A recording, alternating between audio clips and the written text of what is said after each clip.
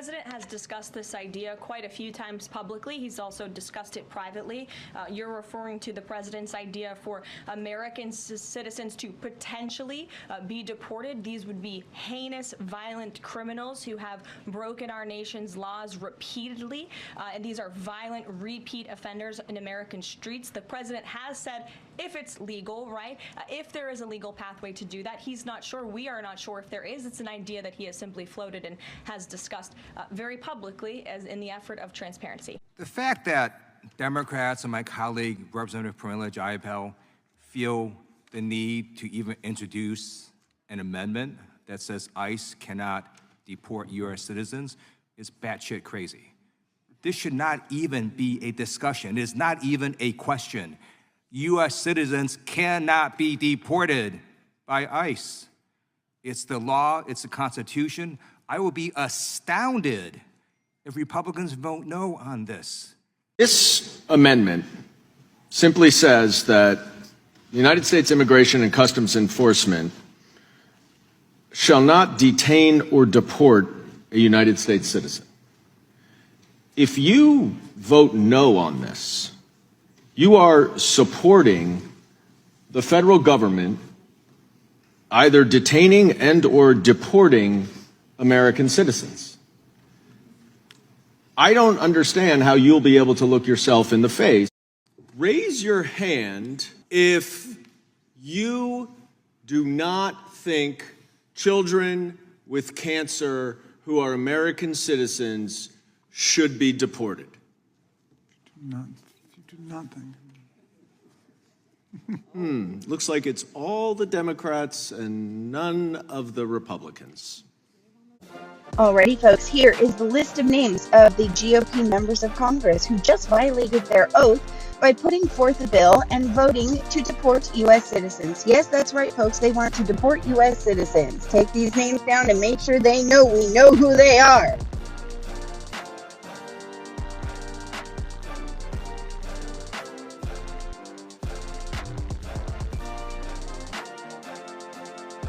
Sure that I told y'all what just happened. So I've been in oversight forever today, but now we are in our markup and it is in judiciary. And let me tell y'all what they just voted for. I want y'all to take a guess. Okay, y'all probably not gonna guess it because it don't make sense. But if you think of the most ridiculous thing that they could do, okay, I know that that's really hard too because everything that they do is quite ridiculous. But literally, they just voted. They being the other ones, not us, because we were all on the right side of history.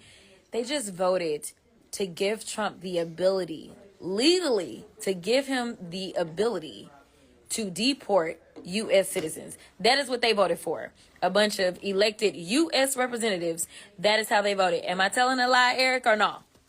No, I got my salad here. Mouthful. No, I'm stunned. I'm not. But I'm glad that you... Oh, okay. Well, Eric been here longer than me, but like... So what we said was, we even said, you know what? Many of us will not offer any more amendments tonight. We won't vote for the overall bill. But if you agree to this, we'll drop any other amendments. We'll take the win that this would be in the bill, that you would agree U.S. citizens can't be deported. They voted to allow Donald Trump to deport U.S. citizens. And they did it during the week that we learned that a 4-year-old little girl fighting cancer, a U.S. citizen, has been deported, separated from her U.S. citizen father and her cancer treatment. So, yeah, it's kind of shocking. Well, he's shocked. Y'all, listen now. I came in with nothing but fools. So he been here longer, so maybe he still has a little bit of shock in his life, but I don't personally.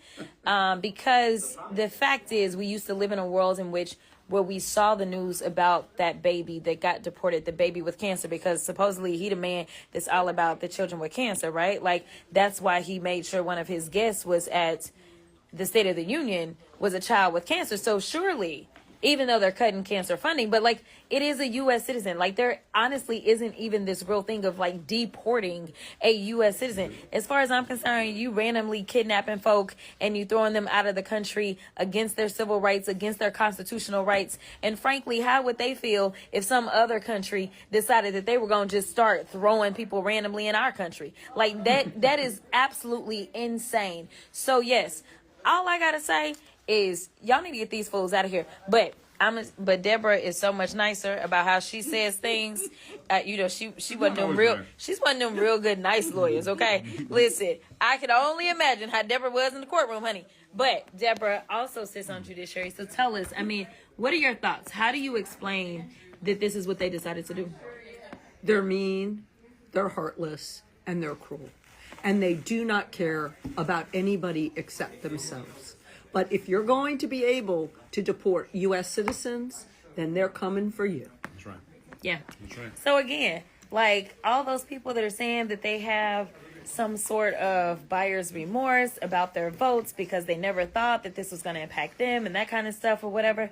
Here's the reality. When we go out and make votes, instead of going out and deciding that you're going to vote for the person that is going to be quote unquote perfect, what you need to be doing is looking for somebody that at least has some common decency. Because ultimately, when it comes down to it, I can tell you, if it was somebody else that was in office other than him as the president of the United States, maybe we would have had a different result. But they are so afraid. They are afraid to do what is right. Again, I keep trying to tell people, this isn't about partisanship. This is about right versus wrong. Now, listen, y'all know this fighter. She stays on the front lines, at all times. But no, tell us, because actually this was your amendment. It was my amendment. So this is the author of the amendment. And we all thought it was common sense, but as we are learning, common sense ain't so common. Representative Jasmine Crockett and others are telling us that the House Judiciary Committee, controlled by Republicans, has just voted to give Donald Trump the right to deport U.S. citizens. Now, let's be really clear about the word deport, because deportation is a legal process. But as we all know, many of the folks who have been deported to El Salvador, who may have been undocumented workers, were not given any kind of due process at all. So Donald Trump is playing fast and loose with any idea of due process. And if we add to that the ability to deport U.S. citizens, that's you, me, that's any member of the House of Representatives, that's any judge he opposes, that's anyone who speaks out against him. So I'm going to say this as politely as I can. If you haven't gotten out yet and joined the national nonviolent demonstrations against Trump, we need you now. Thank you.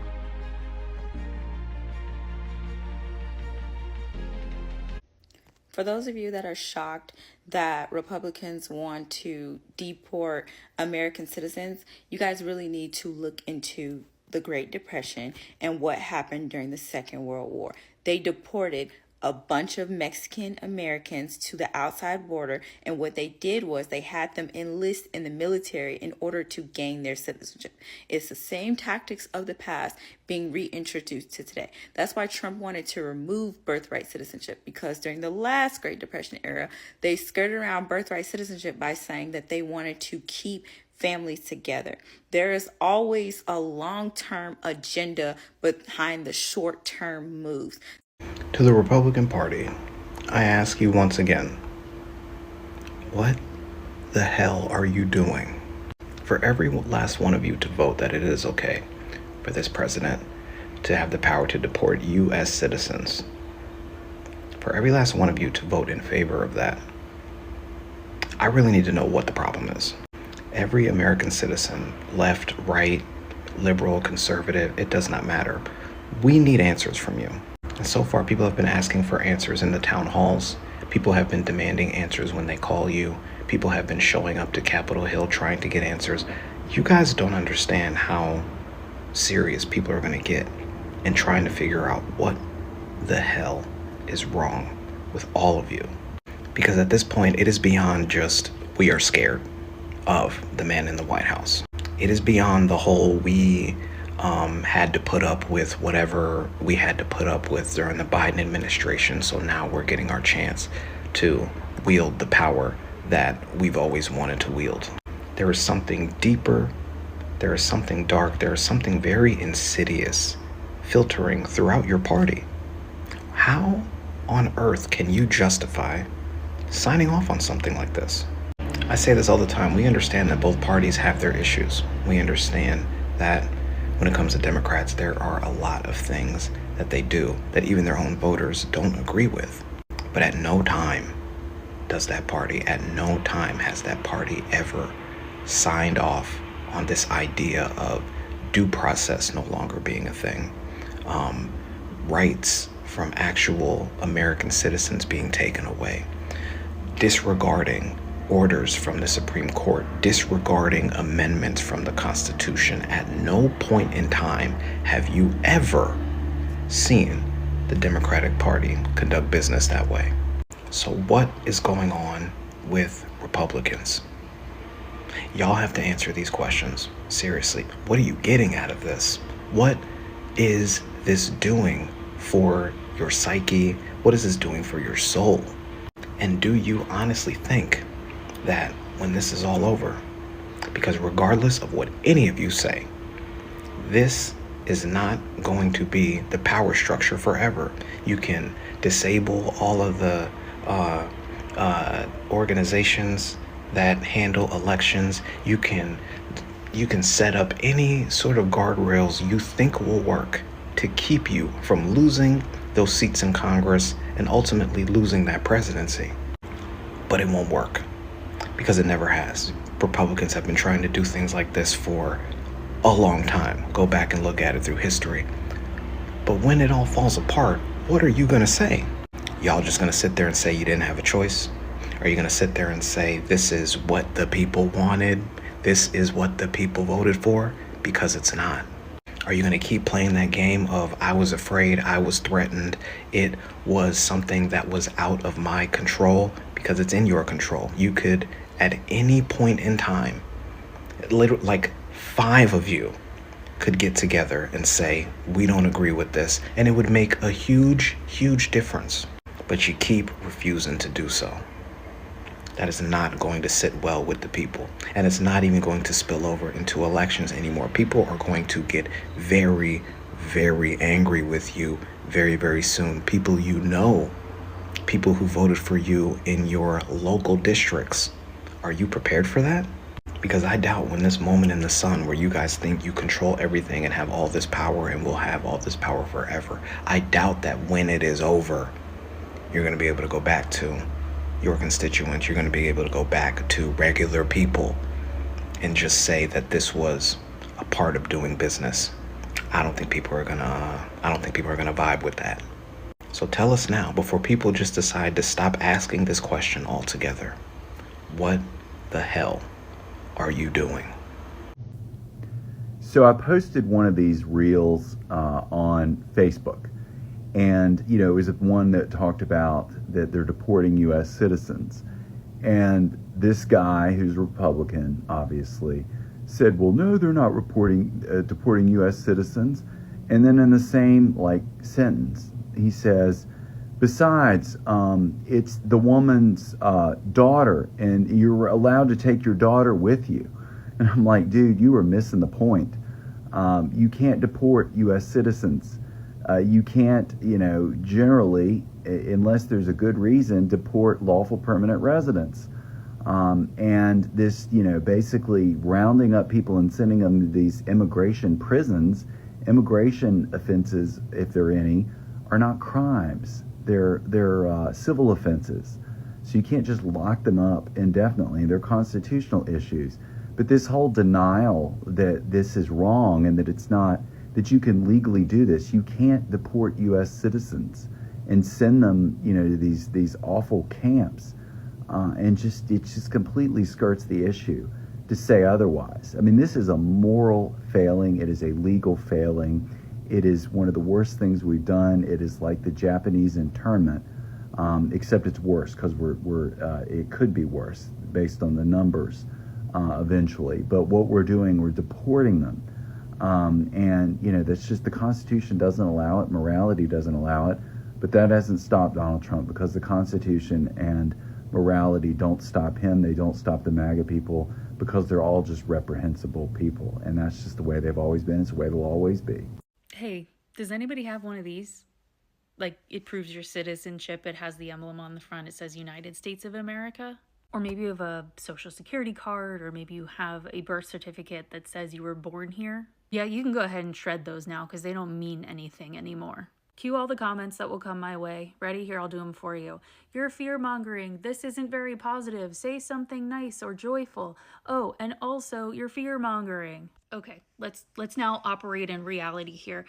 See, today, the House Committee on Oversight and Government Reform, they held a session and they voted on some details of the budget legislation, you know, the big, beautiful one.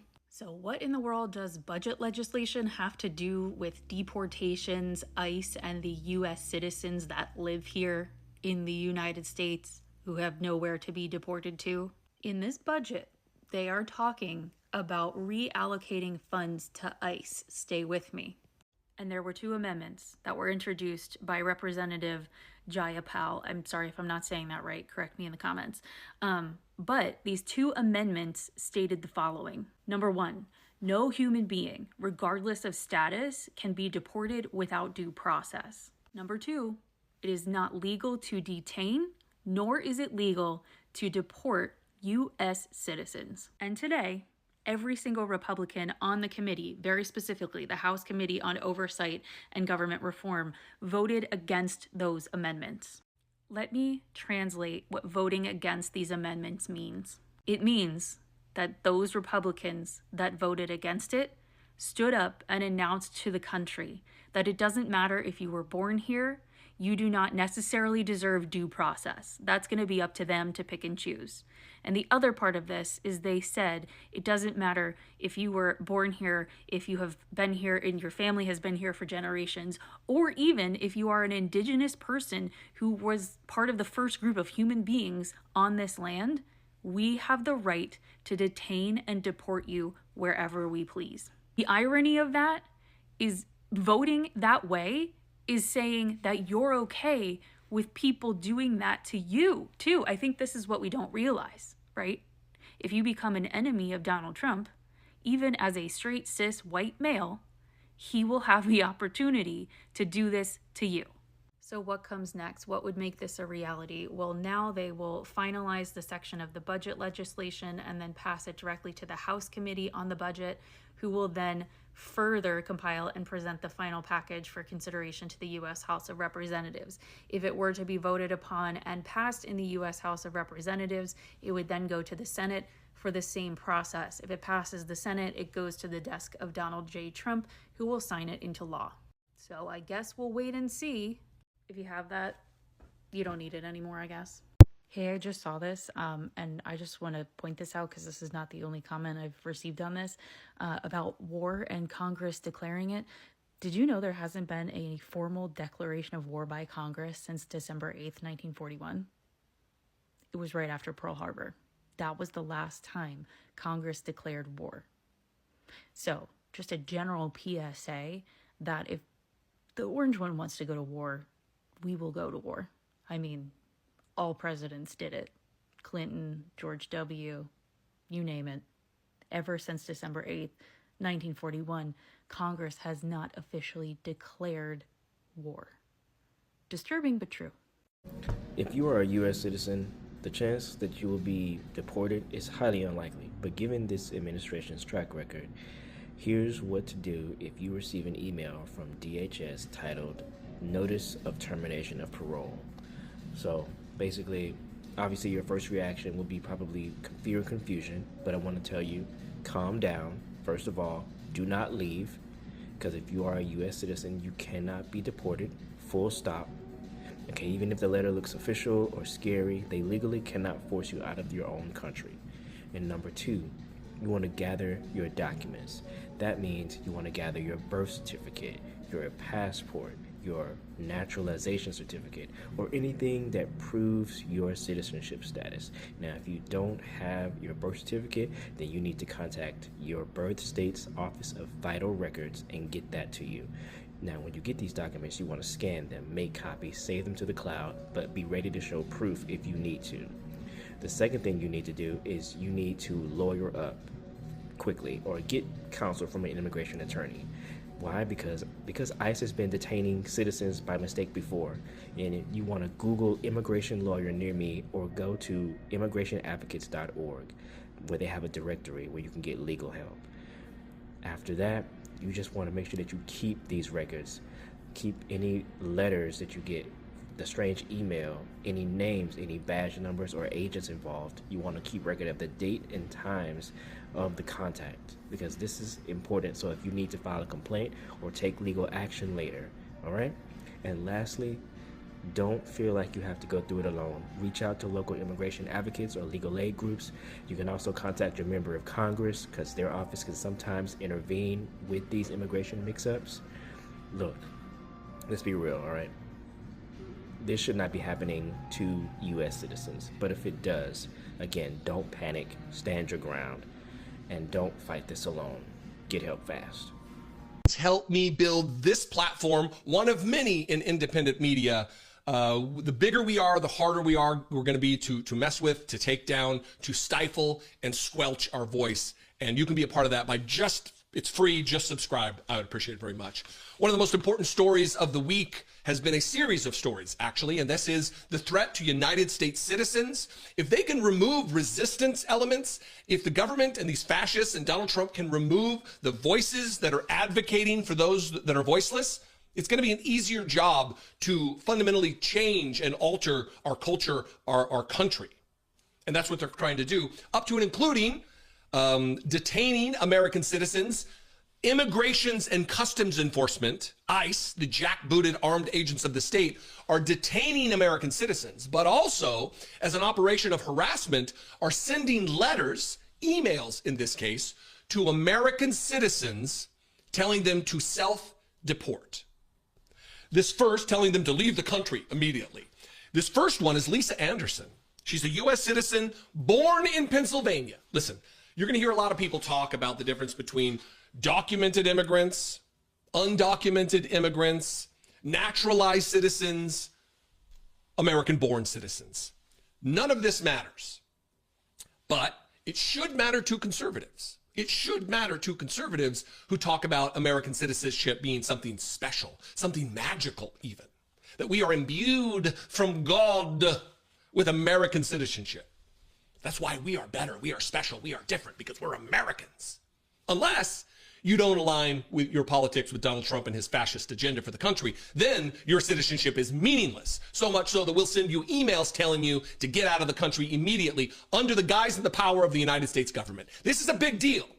I got a clip here from NBC talking about this doctor, this American-born doctor, who is now seeking an immigration lawyer to ensure that she's not deported. An American doesn't need an immigration lawyer to ensure that they're not deported. If they can do it to a random doctor in Pennsylvania, they can certainly do it to you. They could certainly do it to me. They could certainly do it to anybody who's an opponent of Donald Trump. And they want to do this kind of shit with no due process, as we've witnessed over the course of the past several weeks. Here's this clip from NBC about Lisa Anderson. Watch this. It's time for you to leave the United States. That's the first sentence Lisa Anderson saw in an email she got from the Department of Homeland Security Friday. The language seems pretty threatening to whoever it might actually apply to. She thought it was spam at first, but the email was real after Anderson had it vetted. What created confusion is that Anderson, who's a physician and lives in Cromwell, was born in Pennsylvania and is a U.S. citizen. I really have no idea how my email ended up on that list unless someone else was using that as a false email. She now carries her passport on the advice of attorneys and is looking for representation from an actual immigration attorney worried about legal repercussions, something she never thought she would ever need. I don't have anything to do with immigration, and I never thought that I would be needed the services of an immigration attorney either, and that's where I find myself. This comes just days after two Boston immigration attorneys got the same email from DHS despite being U.S. citizens themselves. A senior DHS official telling our sister station, NBC Boston, that Customs and Border Protection has been sending these emails to people who do not have lawful status in the U.S., saying, quote, if a non-personal email, such as an American citizen contact, was provided by the alien, notices may have been sent to unintended recipients. CBP is monitoring communications and will address any issues on a case-by-case basis. Anderson is warning anyone who may have gotten the emails to take them seriously and get legal help. It does make me concerned there's a lot more people out there like me who probably also thought this was spam, who probably don't realize that they might have a problem. She's reaching out to an immigration attorney. something she'd never imagined she'd ever have to do as a U.S. citizen, something none of us would have to imagine we'd have to do as U.S. citizens. Why would I have need? Why would you have need? Why would Lisa Anderson have need for an immigration attorney within the borders of the country she was born in? The quote, "It does make me concerned. There are a lot more people out there like me who probably also thought this was spam, who probably didn't realize I have a problem," she said. If she's not safe, we're not safe. Donald Trump is trying to fundamentally, structurally change the demographic makeup of this country, removing both ethnicities he doesn't want here, religions he doesn't want here, but also ideologies, political opinions that he doesn't want here. This was a U.S.-born citizen, but it's also happening to naturalized citizens, and in this case, an immigration lawyer in Massachusetts. And imagine getting an email over the weekend to tell you to leave the country immediately. That happened to a lot of folks across Boston. Not only people moving through the immigration process, but U.S. citizens as well. I know that it didn't pertain to me because I'm a U.S. citizen. Carmen Bello is talking about the notice she got this weekend from the Department of Homeland Security, stating boldly in the email, "It's time for you to leave the United States." I believe it's a scare tactic. I know that psychologically, just seeing a letter like this saying you have to leave the country because you're here legally. Bello has been a U.S. citizen for decades after coming here from the Dominican Republic. Today, she's been trying to calm down her clients as they're trying to figure out their next move in the immigration process. You're as American as apple pie. I am. Yes, I've been here my whole life. And it's not just immigrants getting notices. Attorney Nicole Micciarone has a U.S. passport, birth certificate, and driver's license to prove her citizenship, and she got the same message. Do not attempt to remain in the United States. The federal government will find you. Please depart the United States immediately. Immigration attorneys like Bello and Micciarone now understand why they're getting these emails. Administration is not paying attention when they're sending these emails because they are just sending to anyone that has an email in any of the paroles application. That's how I figure out that's the way they're doing it. So we reached out to DHS to get an idea of the process of how these emails going out, and attorney Carmen Bello was right. DHS has admitted that some of these emails have gone to unintended recipients, and that has caused massive confusion. Look, I think back a few months, maybe a month ago, when I did the video talking about the threats to people who are going to oppose ICE, and they're threatening imprisonment, they're threatening investigation, and I said boldly, I don't know how bold it was, "F ICE, f you, ICE, f you, Kristi Noem, f you, Donald Trump." I said it a million times. Well, not a million. I said it a lot of times.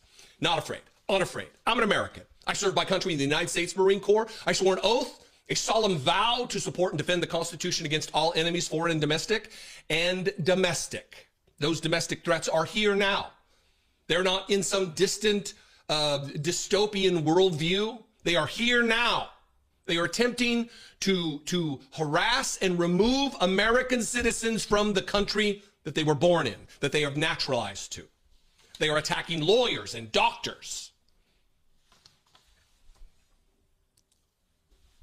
It's time to rise up, to lift your voice, and to support those who don't have a voice, to share stories like this, to talk about this, to not let this story die. It's beyond time for that.